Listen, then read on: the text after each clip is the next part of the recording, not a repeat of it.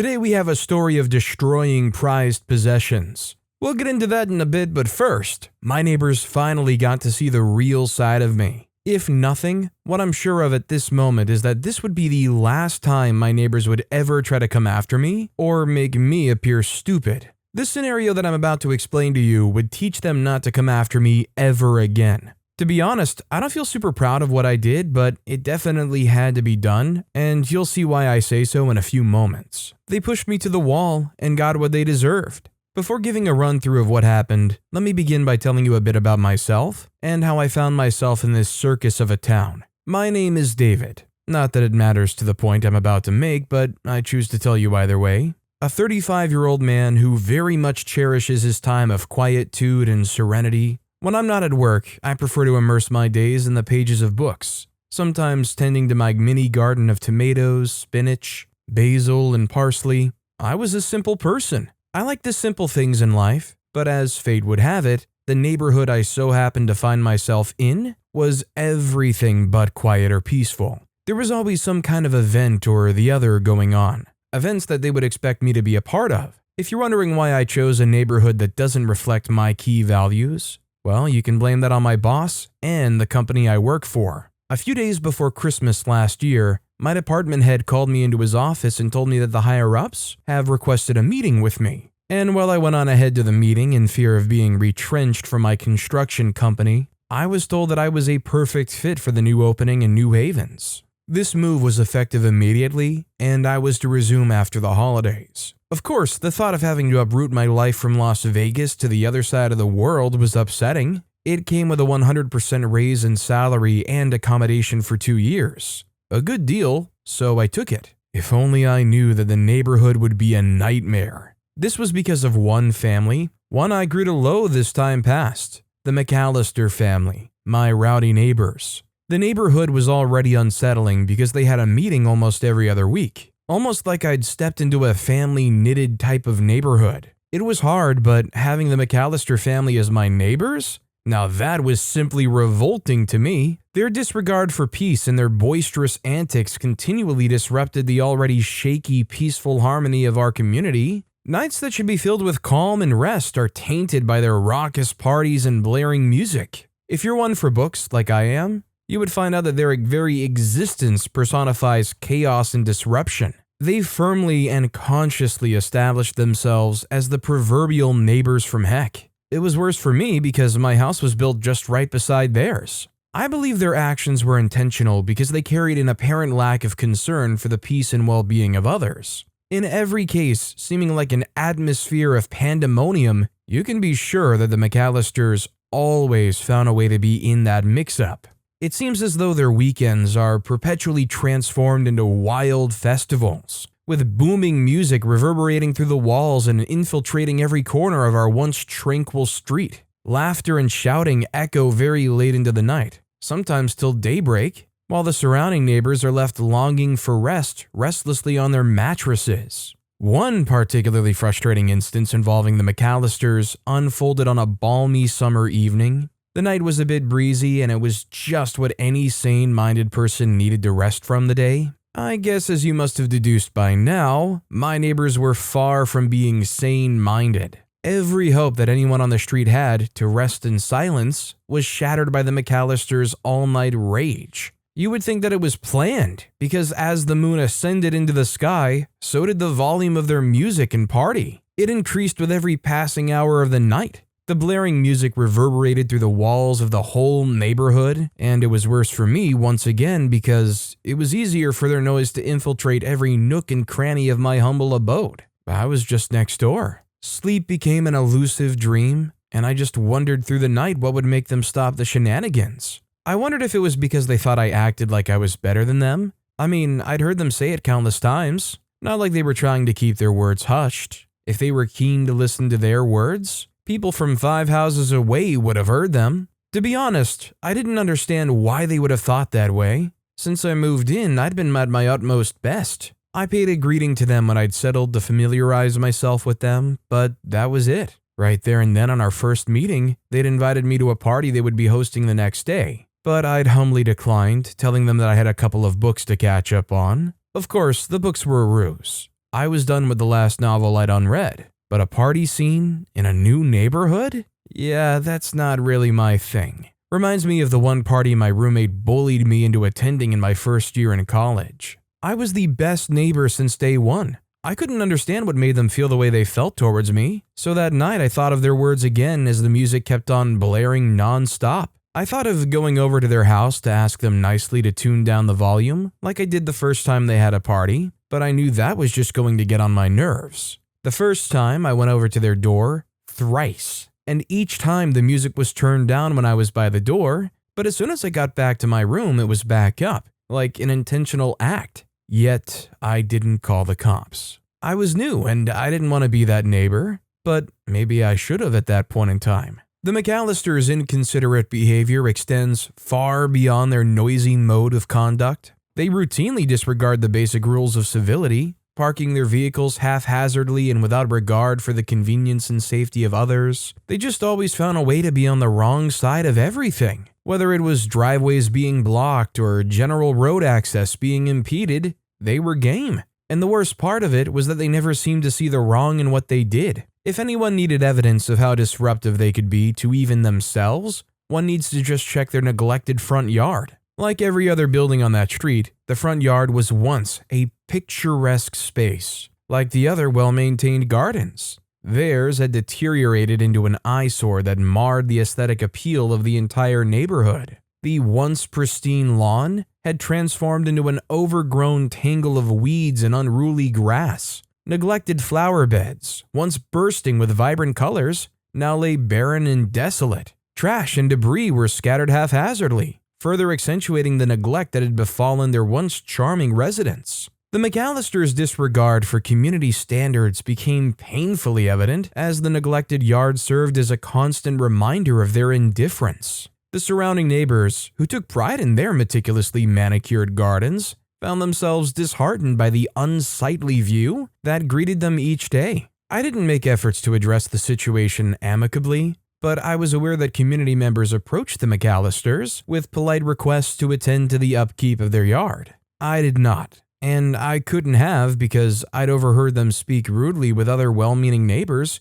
who had taken their time to talk to them about the state of their surroundings and the impact it has on the whole community. Their responses ranged from nonchalant shrugs to outright dismissiveness. It seemed they had little regard for the impression they were making on the neighborhood or the impact their neglectful behavior had on the sense of the community we all cherished. And to be honest, I was less concerned about how they managed their front yard. It was, in truth, theirs to do as they see fit. But where I draw the line is when this disgust begins to seep into my property. The parents were bad, but their kids? Well, I guess the apple really doesn't fall too far from the truth. In this case, the apple takes a step further in being more of a devilish impediment than the tree. As I said, tending to my garden was one of the simple things in life that I enjoyed and would do even if I wasn't getting anything in return. The simple bliss of tilling the soft soil and nurturing a tiny seed until maturity,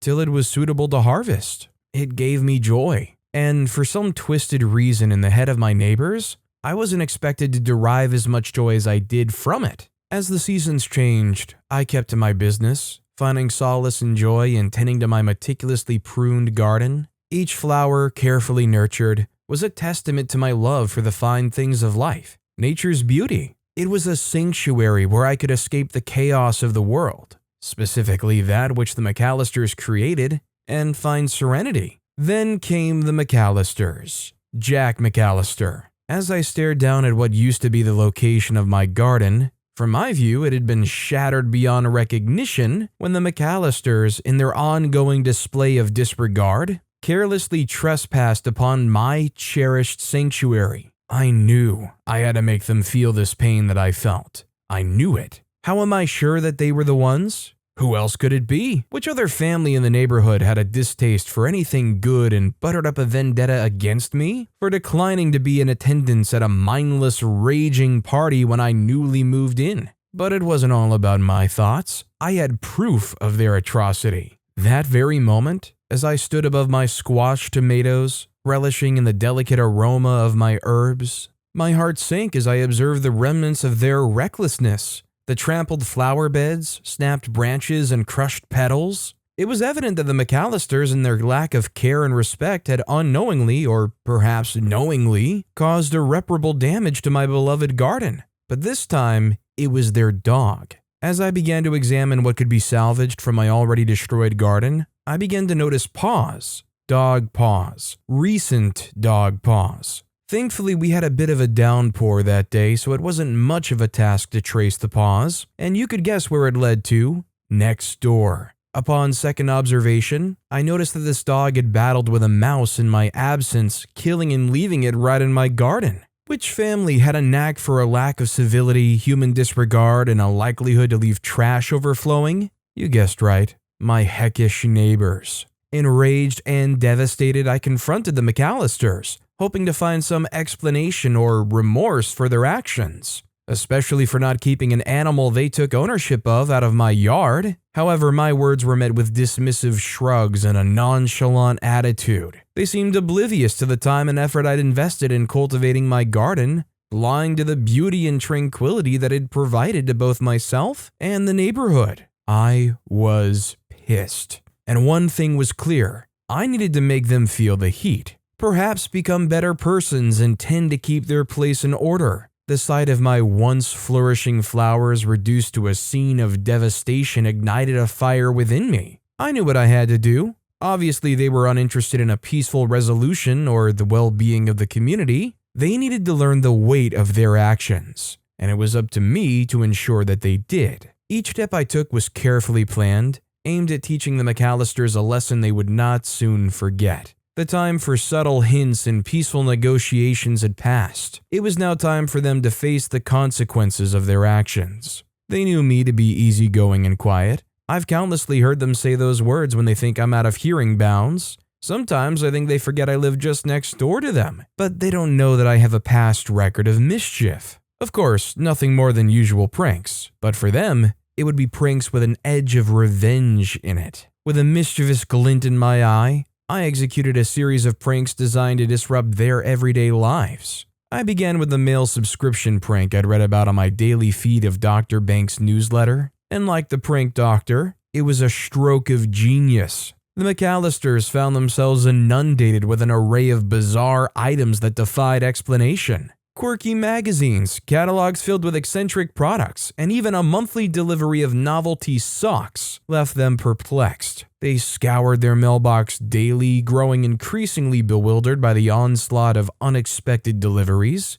Of course, this cost me a couple of my hard-earned money, so I switched it up. They weren't worthy of my money. I decided the best prank on them would be feeding them with an excess of what they seemed to enjoy till it gets distasteful in their mouths. And as I predicted, it was this prank that truly rattled them to their core. Imagine getting anonymous invitations to an extravagant party held at your own residence on random weekdays and weeknights. It sent shockwaves through their lives. The McAllisters were thrust into a whirlwind of chaos as uninvited guests poured in, filling their once controlled space with a sea of strangers. They struggled to regain control, desperately attempting to salvage their disrupted evening, all the while cursing the unknown prankster who had upended their world. Yet they couldn't send them away. They were the party people. They couldn't not be, so they swore at the prankster underneath their breath. But this wasn't all. Every time the party came to a drowning close, and they thought they could get a good number of hours in bed before the daily activities, came the dreaded awkward alarm.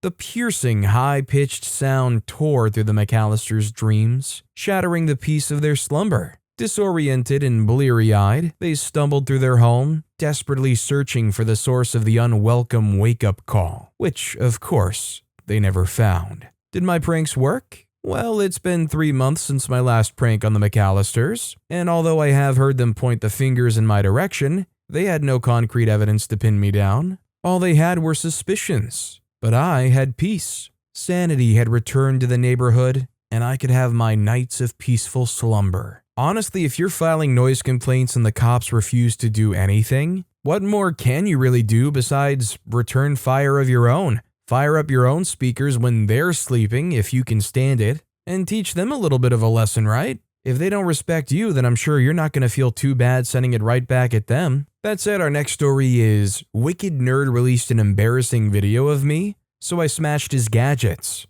Have you ever had one of those parties when a nerdy kid hacks the computer and shares a couple of embarrassing videos of people in the party so that everyone can see? If you haven't, then you're lucky, because my experience led me into some serious investigation, and apart from the discipline he got from the school authorities, I also gave him a good thing to think about by smashing his laptop and phone when he wasn't looking. Firstly, when this hacker kid started with his tricks was during our school dance. He hijacked the connection and somehow the music went off completely. All the dancing stopped. Our DJ, who was momentarily fraternizing, has to rush back to his stand to find out what happened. A roar of annoyance started in this student body. We all thought it was a minor issue until the projector started displaying images. The first slide introduced the person behind the whole situation as the hacker kid. He had his own symbol, which was a mask, and he started by displaying a video containing many slides of pictures that could end people. Multiple photographs of a particular girl who was cheating on her boyfriend by kissing another boy was the first to be exposed.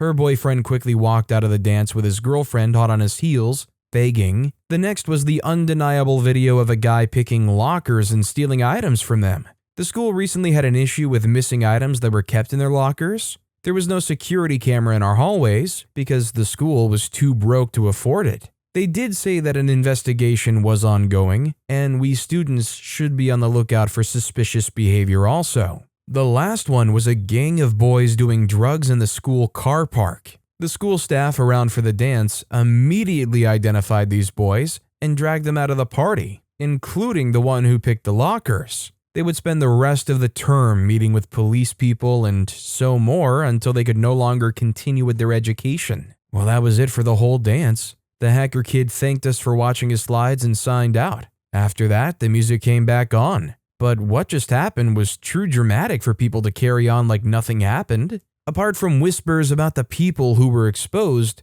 the question on my mind was, who was this hacker kid? He seemed to be a total stalker. How did he get those pics and videos? I felt unsafe. My friends only cared about the dudes that were busted. They were amongst the coolest boys in our class. Continuing school would definitely not be the same without them, and more importantly, one of us, Bolivia, began to fidget because she too did drugs and we weren't sure that the boys in question would not snitch. And if they didn't snitch, that's fine. But could we trust this hacker dude? He was anonymous. He had immunity for that, and again, why did he not snitch Bolivia and all of the other people who dealt, but weren't in the video? Did he have some pictures he was saving to use later? Or did he know and was waiting for pictures to prove it? Either way, Bolivia had to stop dealing in school. Her friends were there to help her. I monitored her closely, but I was even more occupied with figuring out who this hacker kid is. The school authorities had a PTA meeting with no definite resolution because some parents thought it was okay for the hacker to go about reporting students the way he did because he needed it and it was the only way for him to do the right things without being identified. These parents were paranoid that thieves and drug users were in their child's school. They endorsed the anonymous method of the hacker because his safety was provided by the school. Say he reported personally and they got to find out who, would not persist after school hours. The school thought it to be an unethical method. A person who could hack a school dance laptop could hack into the school system. Their files were unsafe. Confidentiality was at stake. Everything was wrong. It threw the school into a frenzy to secure everything and everywhere they kept data, while the other sets of parents were equally against the hacker because he was creating chaos in the school by discarding the need for privacy. Their concerns were about the first girl who was innocently kissing a boy. Nobody needed to know her business. The debate between the parents and school management continued, while in the meantime, school students were becoming more and more cautious. Even bullying was reduced. The hallways were full of well-behaved kids, and it was all thanks to the hacker. Some people continue to say that all the hacker came to do was to instill order in the premises, but that idea didn't last for long. Since the school sites and computers doubled up security, the hacker took to social media and text messaging. I don't know how he got the phone number of school students and staff. He probably hacked all that information before the dance. Anyway, the rest of the things he shared were dirty and vile. Videos of people making out in the toilet, videos of bullies peeing on another student, an audio recording of a male teacher's voice we recognized flirting with a female student, and by flirting I mean using extremely inappropriate language. Crap got real. More and more PTA meetings were being held. Some parents from the privacy side joined the paranoid guardians. The school management was now torn between the two. First of all, they had to fire the teacher involved. They didn't come out to thank the hacker officially, although he saved them further embarrassment if, for instance, a student got pregnant by a teacher, or bullying got to the point of ending lives or bodily harm. Next, the school wanted to ban the use of phones in its premises, but nobody would allow for that. There was nothing to do but catch the hacker before he caused any more damage. And what was the damage really? Was it fair that any of this was going on without the school and parents' knowledge? No, but the school management decided to only send him home for a 2-week suspension if found. There was a reward for whoever found him out. So the real search began. I had a head start because I started since the school dance. We had 3 names outlined. It had to be someone with access to the school's media equipment. Had to be a computer genius too, and he had to be good with video editing. The last point really didn't help, but the first 2 helped us outline 3 names, and the investigation began. Others were running after a kid who had a camera and a bubbling photography career up his sleeve. They suspected anyone who had those videos and pictures to be someone who had a camera and took random pictures for fun,